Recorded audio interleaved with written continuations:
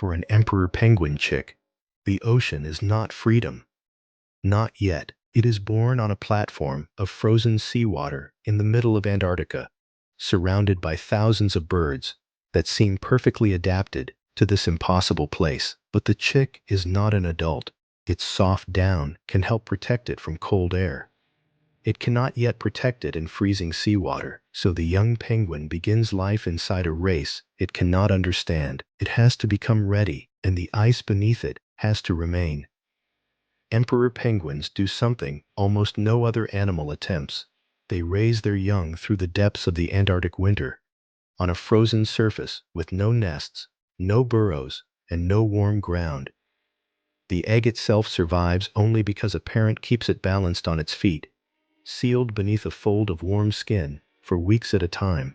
Then the chick hatches, and the survival problem changes completely. The egg was difficult to protect. The chick is harder. It is tiny compared with the adults around it. Its body loses heat more easily.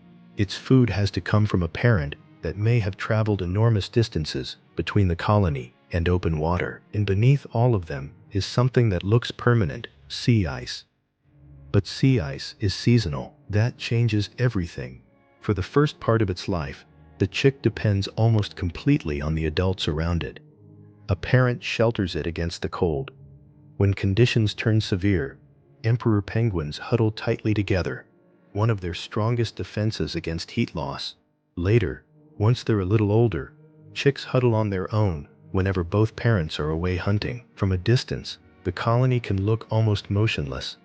Up close, it is constantly changing. Birds shift position, parents return, others leave, calls rise above the wind, and hidden inside that movement is an extraordinary identification problem. A returning parent cannot simply feed the nearest chick. It has to find its own, out of thousands of similar-looking birds, using nothing but voice. The chick calls. The adult answers. Eventually, the right two birds find each other. That reunion matters, because the chick is growing fast, and fast growth demands food constantly. Its body is trying to do several things at once: stay warm, build muscle, add mass, and prepare for a different environment. The ocean. But the ocean remains off limits. For now, the fluffy appearance that makes a young emperor penguin look so well protected can be misleading. Down is useful insulation in cold air. It does almost nothing in freezing water. The chick still has to develop entirely different feathering before life at sea becomes survivable. Entering the water too early would expose a young bird that isn't waterproof yet, in a place where being not waterproof is fatal within minutes. Which means the ice isn't simply where the chick lives. It's a nursery, a temporary one, with a closing date nobody has told it about. The colony stands on land-fast sea ice, frozen ocean attached directly to the coast, wide enough to hold an entire breeding colony through the coldest months of the year. But it doesn't exist unchanged forever.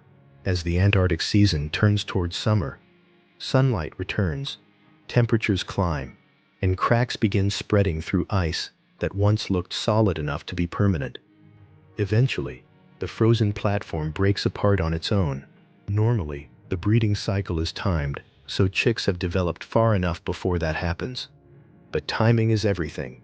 If the ice disappears while young chicks are still covered in non-waterproof down, the outcome can be catastrophic. The water might be only a few meters away. That does not mean the chick is ready to cross those meters. This is where the contradiction gets strange. For an adult emperor penguin, the ocean is where food is found, where an awkward land animal becomes fast, powerful, and completely in its element. But the chick has to wait before making that transformation, standing right beside the very thing its whole body is being built for. So what does a chick in this position actually need most? More ice to stand on? More food to keep growing? Or simply more time? All three matter, but only one of them connects everything else. Time to keep being fed, time for down to be replaced by real feathers, time for a small body to become genuinely prepared for independence, and time for the ice underneath the entire colony to hold just long enough. The chick cannot slow the season down. It cannot repair a spreading crack. It cannot choose when the sea freezes or when it starts breaking apart. Its only available answer is growth, so it keeps eating and changing. As the weeks pass, the chick loses the appearance it had right after hatching. It grows larger, its proportions shifting as dark juvenile feathers replace the soft down that once made it look like a fluffy gray ball on legs. The bird that used to disappear beneath a parent's body now stands almost independently among others its own age. This is one of the most important transitions of its life, because those new feathers aren't cosmetic. They're the equipment it will need the moment it steps off the ice for good. But here's the uncomfortable question, worth sitting with before this story gets its ending. What if growing fast enough is only half of what actually has to go right? What if a chick could do everything correctly, eat everything offered, grow exactly on schedule, and the ice still doesn't wait for it, because even successful growth doesn't make the deadline disappear? The colony's fate is still tied to a frozen platform that answers to weather, not biology. Some years, the timing fails.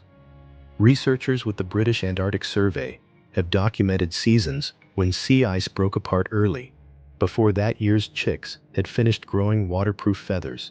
In those seasons, large numbers of chicks were lost before they ever reached the water on their own terms. That is the version of this story that doesn't end well. This chick's story could just as easily have gone that way. It didn't have to. Eventually, a chick that keeps growing on schedule reaches a genuinely strange moment. The point where the water stops being only a threat. The juvenile feathers are finally in place. Parents have kept returning with food, again and again, through storms and long absences. The body is larger, sturdier, built for something other than simply enduring. The protection that once came from staying above the ocean starts to matter less than the ability to enter it. The same black water that would have killed this chick a few months earlier is now, quite suddenly, the next step forward. That reversal is what makes an emperor penguin's first months so extraordinary. It begins life needing to stay out of the sea at almost any cost. It survives long enough to reach the exact moment when it has to go into it anyway. There's no guarantee of what happens next. Leaving the colony isn't the end of the survival story, only the start of a new one, with dangers that have nothing to do with cold or timing. A young emperor penguin still has to learn how to find its own food, move through shifting ice, recognize real danger, and survive in an ocean shared with predators far faster and more experienced than a bird that has never swum before.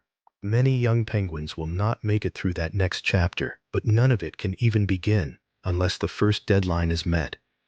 Grow before the platform disappears. Become waterproof before the water arrives. Turn a frozen nursery into a starting point instead of an ending. A few months earlier, this same bird couldn't even touch the ice directly, sealed inside an egg, balanced on someone else's feet. Now it stands at the exact boundary between two worlds, colony behind it, dark water ahead, with everything it needed for this one moment somehow already inside that small, newly waterproof body. For an emperor penguin chick, survival was never simply about enduring the cold. It was about being ready at exactly the right moment before the ice said time was up. If you want to follow more extraordinary fights for survival, subscribe to SURVIVA WILD. Every life has a fight.